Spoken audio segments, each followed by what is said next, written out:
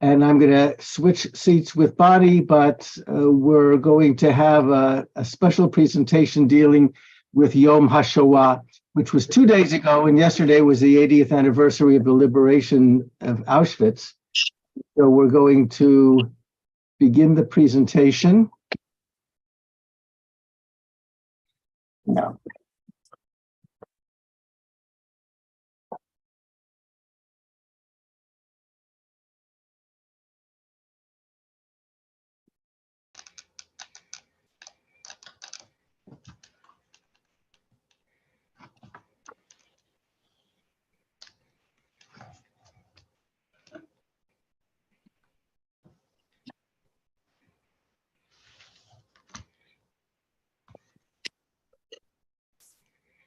Nope.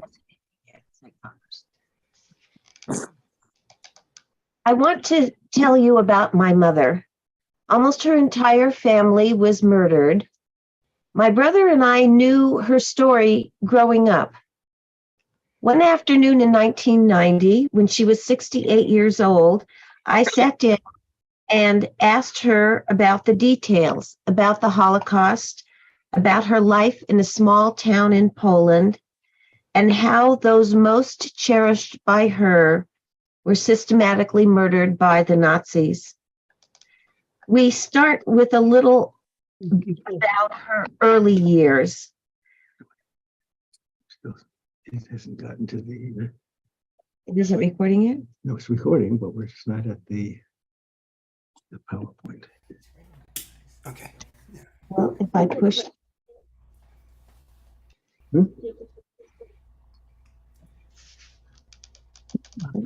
Yes.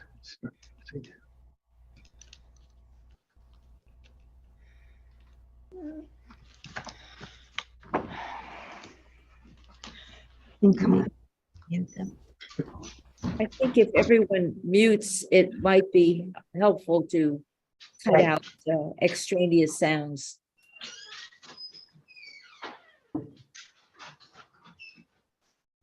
Okay. So as I continue, we start with a little bit of... Sorry.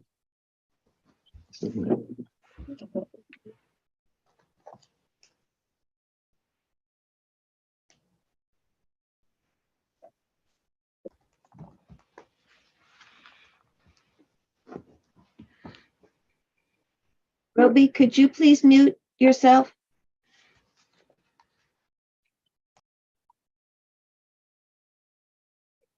No, it's not getting to the right one. But it doesn't show that that's going to be the one? That's the only one that we care about.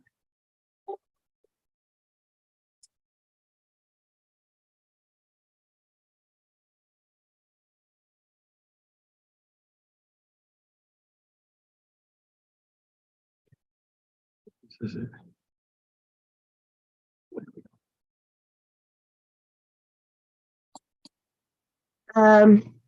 We start with a little bit about her early years. The voice you hear is my father, her husband, who was born in Pinsk, Poland. His family came to America before the war. And I'm asking my mom questions, and we'll hear Dad's voice. No. Everybody has to be muted, please. 6 million Jews died. Her mother, her father, 3 brothers and a sister were murdered by the Nazis. My mother was the only survivor of her immediate family. It's right here. This picture. No. Serious? No, it's gonna come here.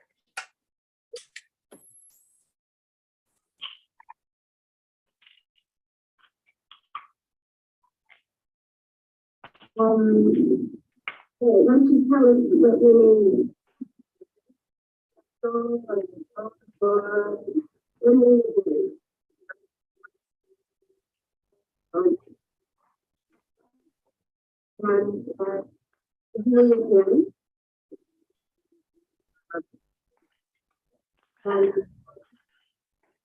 We can't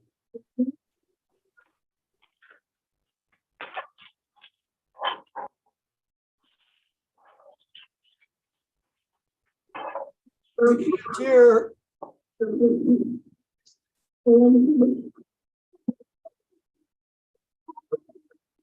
Can't hear.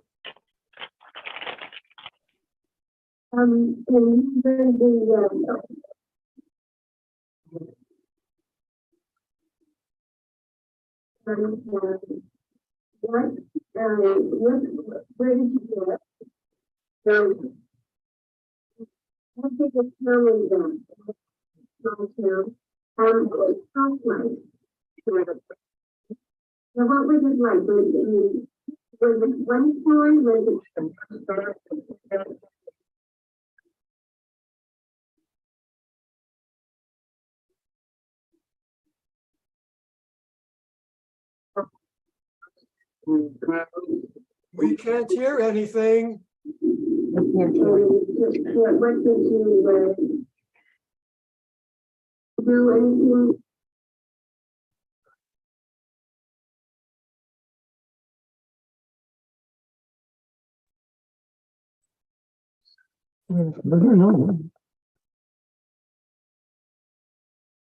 There's no sound.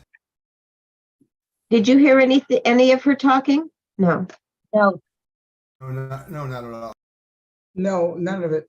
No, you didn't get to hear any. Can't hear anything. We heard that you didn't hear, so Okay. mute it, mute it.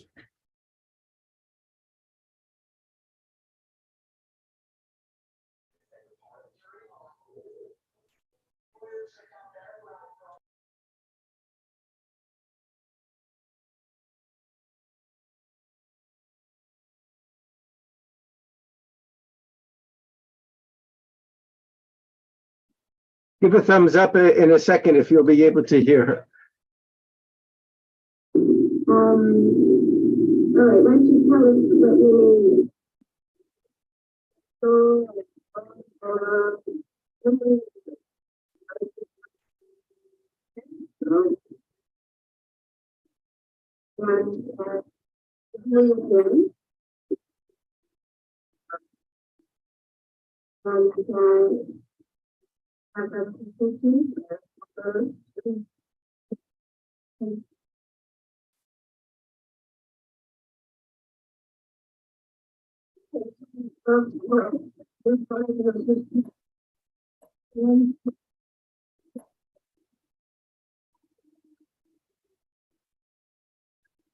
Can you read the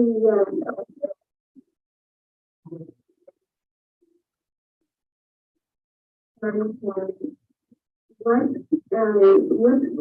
did you get it? So, I think it's really bad.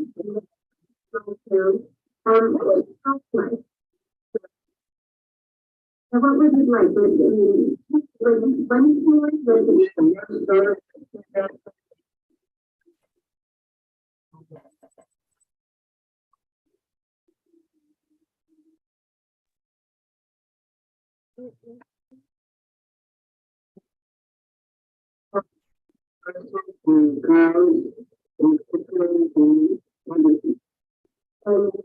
yeah, what did you like a farm? But you had you bought the cows. So what did you do in the house?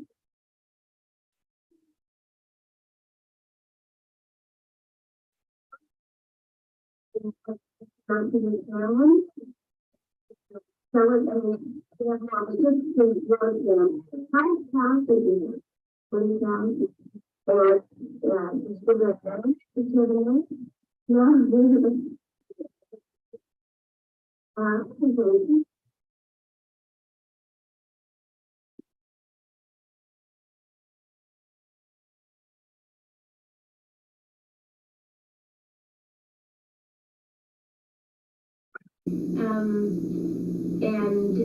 and the chickens gave you eggs. I was on.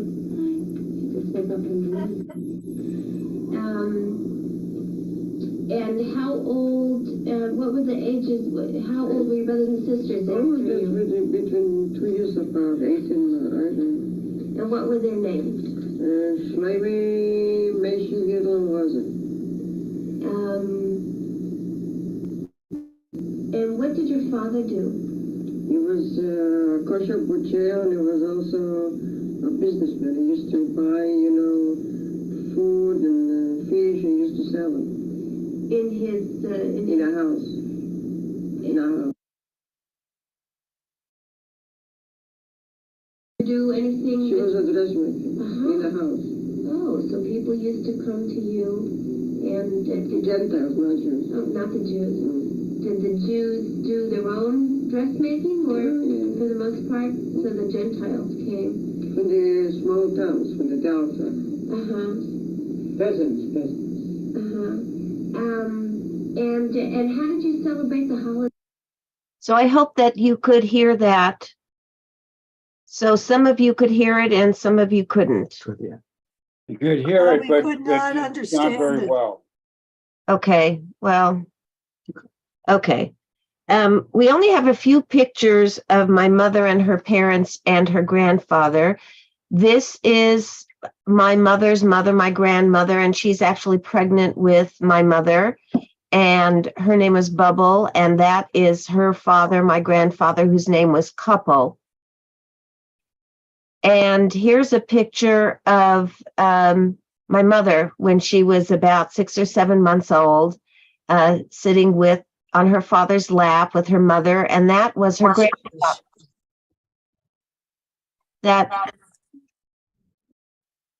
That is her. Good. Well, I hear the reverberation. That is her grandfather. And my mother said that he had red hair and blue eyes, and he was 6 feet tall, and he lived to be 100. Wow. And my mother is named after his wife.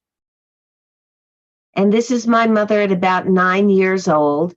And her grandfather has passed away, and this is his tombstone. We visited Shereshev about 10 years ago, and the cemetery was there, but the tombstones were not upright. And we had pictures of them, and David and myself and my brother and sister-in-law walked every inch of the cemetery trying to find the tombstones that we knew were we knew what the printing was on them, and we couldn't find them. This is a map of Poland and Belarus. Right here is my mother's town of Shereshev.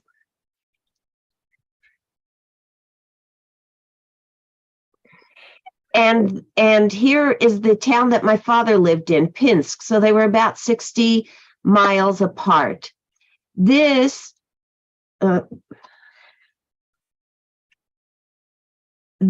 is the border of Poland now. When my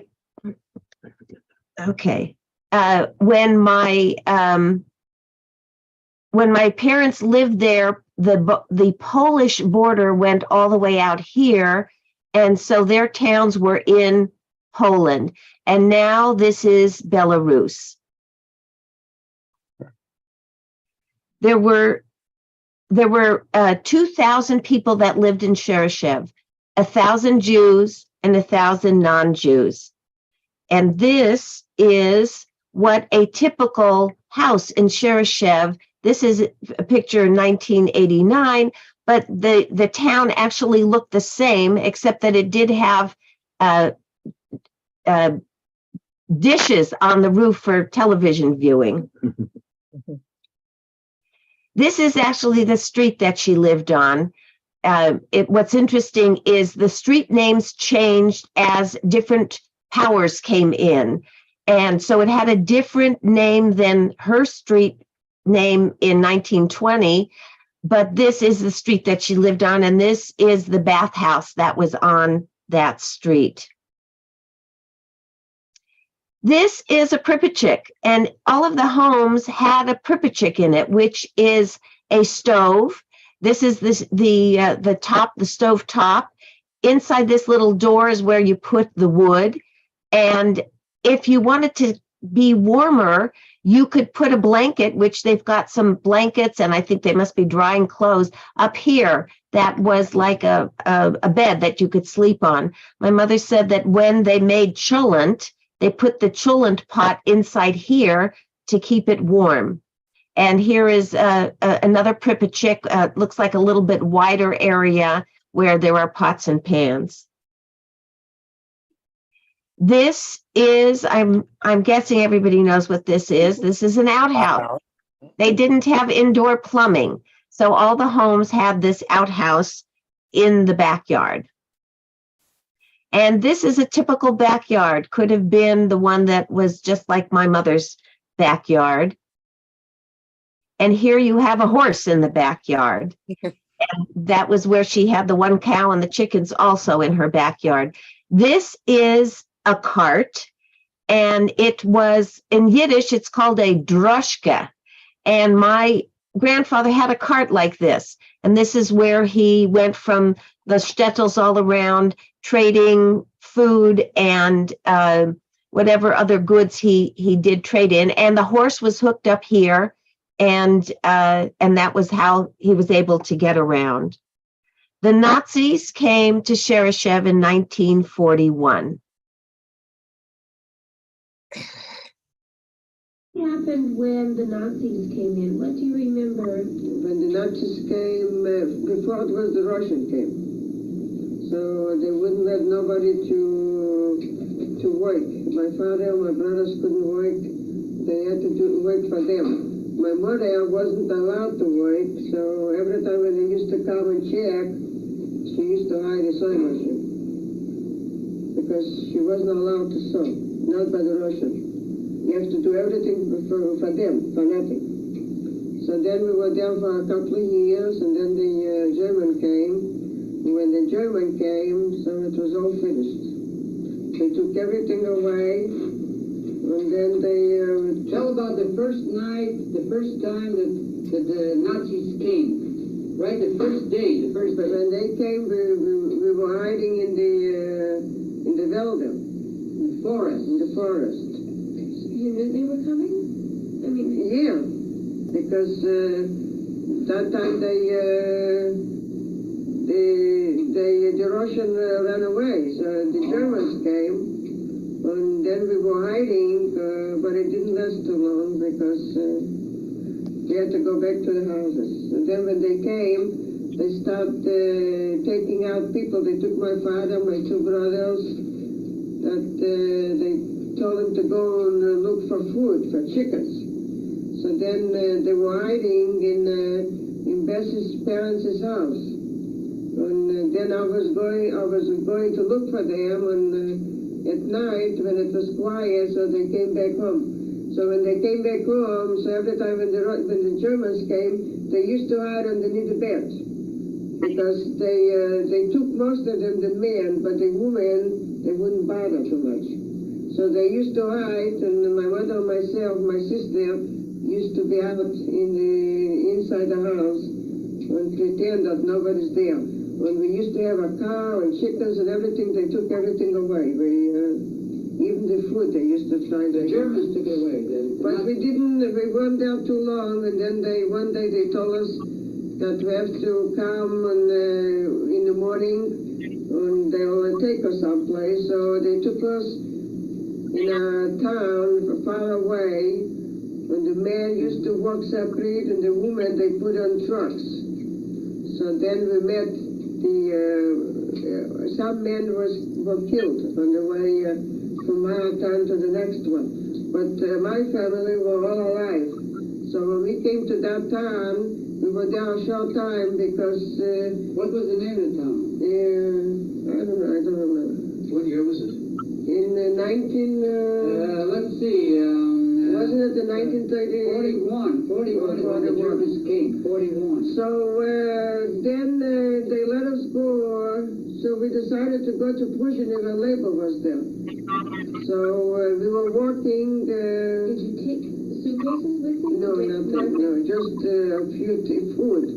to eat, but we didn't have anything. But before you came to Puzina, one of the towns that you came in, Yeah. all the Vilna or what? I don't know. no, not Vilna.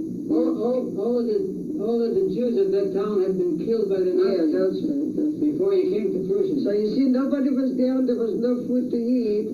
So since they let us go to Pruzheny, they didn't let us go to Pruzheny, they let us go to Malch. In Malch was my father's brother-in-law, and one son, and his family were there. So we were all walking to that town, and we came over there. So all of us were divided by the family. You see, I was staying with my sister, with one of the family. My father and mother was staying with another family because they in Malch. They didn't have enough room. It was small houses. So we were there for a short time, and then they said that Malch has to. They told all the people in Malch to move out of there. So since my mother and some of the boys were pushing into visiting labor, so we went over to the people and told them that our family are pushing, so they let us go to pushing. So we left for pushing. The Germans. So you told the Germans this? Yeah, And they let us go. So we were in Pusheny, we were living in Label's house, but my sister and myself were living with another family, with Label's sister-in-law. And at that time, when all the Gentiles found out that we are alive, so they used to bring us food. That time was no ghetto yet, it was no fence. So they could come out and they used to bring my mother to make clothes, and they used to bring our food and everything. You mean from Saracen, the Gentiles? The Gentiles. What did you think was going on? We knew that they killing the people. We They were knew. killing Jews. Yeah. So, so we were there for a couple of years.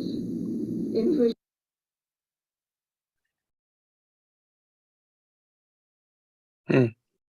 Okay. So can you, okay, there we go. So the label that my mother is referring to is her uncle, her mother's brother.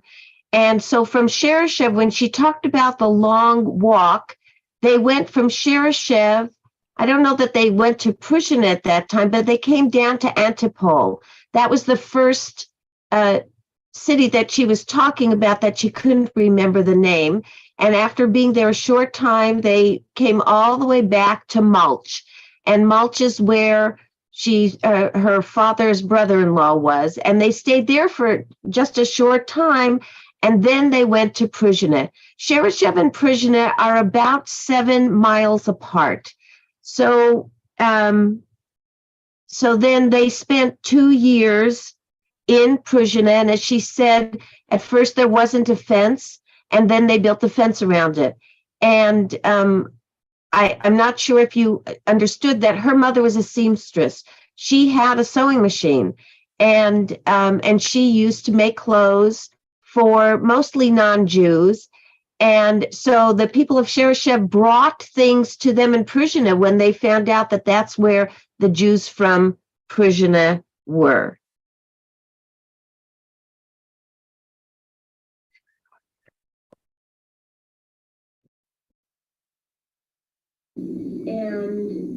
And you were living with Labor, yeah. And then what happened? Then they made it a ghetto? Sure, we were down in ghetto for 2 years. And we couldn't go out. There was no stores, no nothing. And my father was, which I gave him, but with the Gamasi out, and they arrested him. So he was in jail for a while, and then they let him out. So how did you eat? What kinds of food? Because the Gentiles used to bring us. So we had plenty of food to eat. We even baked matzah for Pesach in our own house. Well, even in the ghetto. Yeah, we baked matzah. And in the ghetto, but you lived with label in the ghetto. Sure. So there were a lot of people in a small house. We were there 5 of us, and label was 6, 7, and there were 2 more, but 9 people. But I used to stay with my sister in his sister's house. And how old was your sister then? I don't know, maybe 10 or 11 or something. And so you lived in Prushina for 2 years, and then what happened? Then when they said that they want all the Jews out, so it took them 4 days. We were hiding upstairs. They used to have a little room upstairs. So we were hiding every single day. Then the 4th day it was impossible to hide, so... In other words, at first they said, okay, we'll take a whole bus of Jews to Auschwitz. So every day they took so much and so much Jews. So it took them 4 days to Take all the Jews out of the ghetto. take all the Jews out of the ghetto. If they would find somebody hiding, they used to kill. So, and did you know where they were taking? We thought that they're going to take us to work. We didn't know they're going to put us in a gas chamber. And nobody knew? No. And people, did people know and you said, no, it's impossible, but nobody really knew No, because they told us that they're going to put us in a concentration camp to work. They didn't tell us they're going to put us in the gas chamber. Nobody knew. So you said for 4 days you hid, and then you decided you couldn't hide anymore? If you would hide, they would kill you. The 4th day was the last day. So we couldn't hide. You see, up until then, they sort of voluntarily went into the train wagons, and then they kept wanting more and more, and then they started looking, and they didn't want anyone to hide. But they used to yell and scream, and they used to tell everybody to come out, otherwise they'll shoot. But you didn't come out. Not till the 4th day. So you took a chance, really. The 3 days we were hiding, we took a chance, but the 4th day it was impossible. Because it was already very few Jews, and they were going to start searching, and if they'd find you, they'd kill you right there. So we decided to go out. Liquidation of the Prushina ghetto took 4 days. There were 10,000 Jews in the ghetto. 2,500 Jews each day were taken to Auschwitz. My mother and her family left the ghetto on January 31st, 1943. The train station was 7.5 miles from the Prushina ghetto. The Nazis commandeered 400 sleds. It was in the winter and there was snow on the ground, 400 sleds to take the Jews from the Prushina ghetto to the train station. 6 people were put in each sled. This could have been the boxcar that transported my mother, her family, and 10,000 Jews from Prushina to Auschwitz. We can see this boxcar on display at the Ronald Reagan Library right now. There were no seats. Perhaps 30 people could stand or sit comfortably in the car on the floor. The Nazis put 120 people in each car. You could only stand. The Jews had no water and no food. The trip to Auschwitz took 3 days. So here is Prushina, and Shershev is right here. So this is the path that the train took. Oh, I'm sorry, the path that the train took to Auschwitz. Upon arriving in Auschwitz, the Jews saw this sign.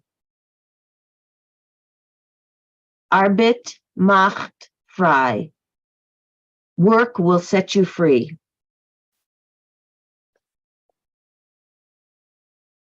When my mom got to Auschwitz, this is what happened. Were you scared? Oh, sure. And so after the train trip, where did you end up? They took us down, and they used to, men here, women here, men here, women there. So I went with my mother, my sister, and my brother. So I saw my younger brother, Yuro, he was crying. And then my mother went over to one of the Germans, and she told them that I'm still young, I could work. So they took me out from the line to go to the gas chamber, and they put me in the line to work. And that's all. And since then I never saw another. But then when we were on the concentration camp, I saw one day my father and my 2 brothers. On the second day, Your father asked you if your mother still alive. Yeah, my father asked me if my mother was still alive. I said no. Then the second day, my slave and my brother gave me cattle with food. And then the next day I gave him back the cattle. And then after that I never saw them again. But I used to see Maishi, he used to work in a bakery. So he used to bring me bread. And this was in How did the mother? Yeah. I don't know what she'll tell you. It's not the small. It's probably Trading. So I used to tell him I don't want it because I'm not going to go and trade you for food. But I took the bread. I don't know, some allow me a lot. I don't know.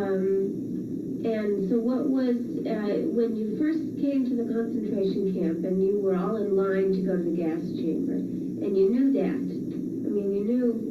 That's why my mother went around and told them that I'm still young. How did you know that you're gonna get killed, that they're gonna kill Because you? everybody was saying that they take it to the gas chamber. Oh, there was a rumor going around. That's right. So you were put into the other line, and then what happened to you? I mean, what, you had your head shaved? Or you Oh yeah, they took everything down and they put the numbers and they shaved and they gave us their clothes and they put us in bunkers and rooms over there. And then every morning we had to go out and stay in line and they used to call the numbers. And at night they used to give us one bread they used to cut and But before that, when you had your own clothes, you had in your clothes, you had sewn in a little money or jewelry. everything, but When you came there, they took all the clothes away. that's right. They took everything away. And they gave us their clothes. They used to tell us, you put your clothes over here in one bundle. Did they tell you we're gonna go to the shower? I mean, before you weren't there. No. So you had, your head was shaved and you had their clothes on. And then it was a big, a room with lots of beds and like bunk beds. I mean, everybody. Yeah, upstairs and downstairs. And so that's where you slept. How many people, do you know? Oh, a whole bunch of them. Yeah. So how many were in the bunks above you? 1 or 2 or 3? No, I think just one upstairs, one downstairs. And so you used to sleep there at night.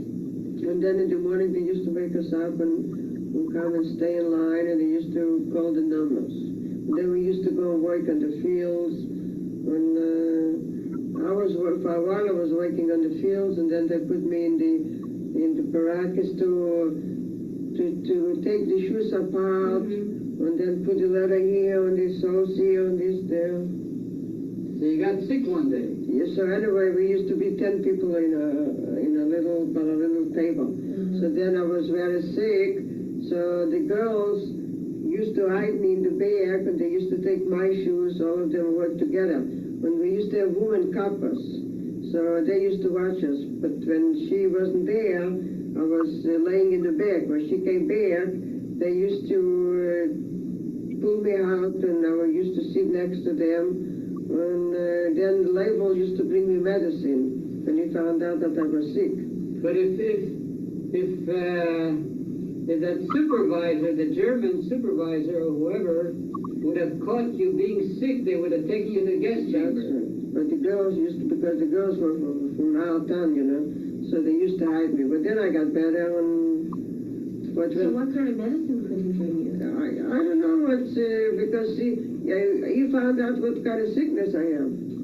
I don't know what kind of sickness I have, but he used to bring me some liquid, and that helped me. Maybe a lot of the people there had the same kind of an illness or the same kind of a medicine helped them. So, and where could he have gotten the medicine? I don't know. Yeah. I have no idea. But I used to see Label, I used to see Lacey, and I used to see a lot of my landslides. They used to keep an eye on me to make sure. Yeah, but they were in the men's quarters. You were in the women's. Yeah, but they used to come and hide. I'm sure that you have seen the pictures of the beds in the barracks and the fact that not just one person slept here, but they were all very crowded. And here's a drawing of that same concept. And this is a picture of my mother when she became a citizen of the United States. She was so proud. And I've highlighted her number here because the photograph was faded, but her number was 33771. She didn't have a name. She had a number. And she did have this half triangle here. And in trying to find out what that meant, I think that what I found was it meant she was a political prisoner, but she wasn't. So I think that they were just mittendrinnen, as they say, putting the triangle there. I don't know for sure. 10,000 Jews were transported from Prishtina to Auschwitz. 8,000 were sent to the gas chambers where they died. 2,000 were put to work in Auschwitz. Prishtina and Auschwitz were just two of the towns where the Jews lived, and they either died right away or they were murdered in Auschwitz. 6 million Jews were murdered during the Holocaust. From February 1943 to January 1945, my mother worked and survived in Auschwitz. January of 1945, the Russian soldiers were coming closer and closer to invade the concentration camp and free the Jews. The Nazis then began their death march, moving the concentration inmates to camps further away. My mother was moved to Bergen-Belsen concentration camp in the northern part of Germany. And sometimes they walked, and sometimes they rode in the cars again, the box cars, and then they walked. The distance from Auschwitz to Bergen-Belsen was 560 miles. Her brothers went from Auschwitz to Buchenwald, where unfortunately they both died. And we found this out after 2011, when they began digitizing all of the documents that they had. My mother being in Bergen-Belsen, this is where Anne Frank was at the end of the war, where she died just weeks before they were liberated. There were 1,000 Jews liquidated from my mother's town of Sherashev. 42 survived the war. 5 were women. My mother was one of those 5 women and 42 survivors. And again, this is the path that they took to get out of Auschwitz. After the war was over, different agencies began documenting the names of the survivors, where they had family, and where they hoped to go. My mother put her name on the list to come to America, where her father's brother, Lou Kaminsky, was a kosher butcher in the Bronx, New York. While she waited for someone in America to find her name, she lived in Feldafing, which was a displaced persons camp, a DP camp. She found other survivors from Prishtina, including her uncle Label Chesnick, who she was speaking about in Auschwitz, who also placed his name on a list to come to America. Here are some pictures from after the war. And here is the springtime when they weren't too cold yet. So this is my mother right here, and this is a group from Prishtina. Here she is again. The weather is turning a little cooler, and they all have coats. And remember, they had no clothing, so these were all donations that the volunteers were finding for them. Here she is marching again, and here she is. And again, there's snow on the ground.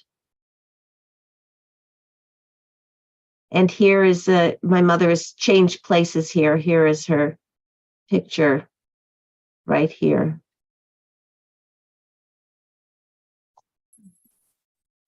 Cousins in New York found my mother's name on a list and told her uncle Lou Kaminsky, who was able to sponsor my mother on the first boat of survivors out of Europe, May 1946. The Marin Flasher out of Bremen, Germany, was the ship that she traveled on.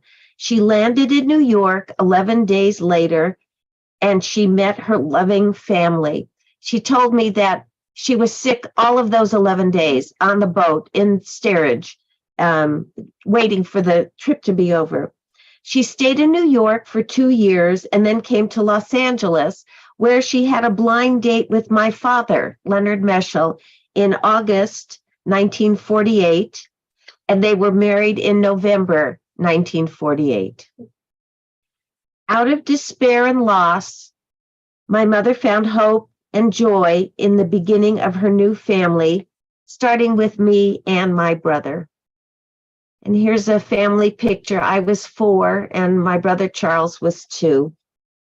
And her family continued to grow with grandchildren, including Alicia and Benji and Shayna. Actually, those were the 3. And great-grandchildren.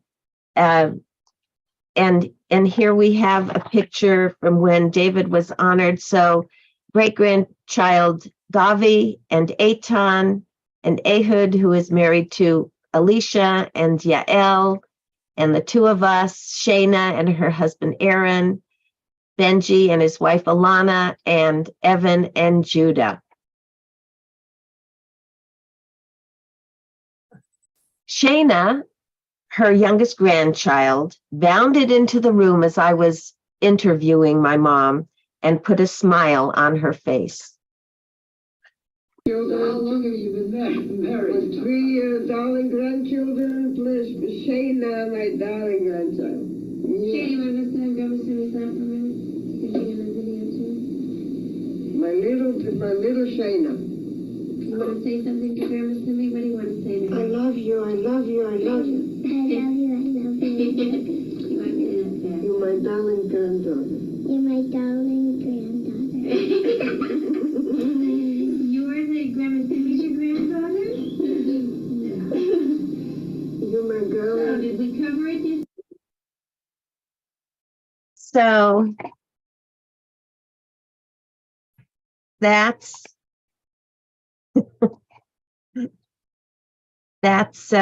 basically my mother's story. The sound is from a 1990 a camera. So that's why it was a little like it was. And I'm sorry if you had a hard time hearing it. I want to tell you before I ask you if you have any questions that as the daughter of a Holocaust survivor, my brother and I always knew that my mother had been in a concentration camp. I honestly don't remember when we knew that, but we always knew it. And the information that she shared with us was always the same. And when she spoke to somebody else, she had lapses of memory. She didn't, I think it was like PTSD where you block things out. So she didn't remember all the details, but certainly enough to tell people what happened.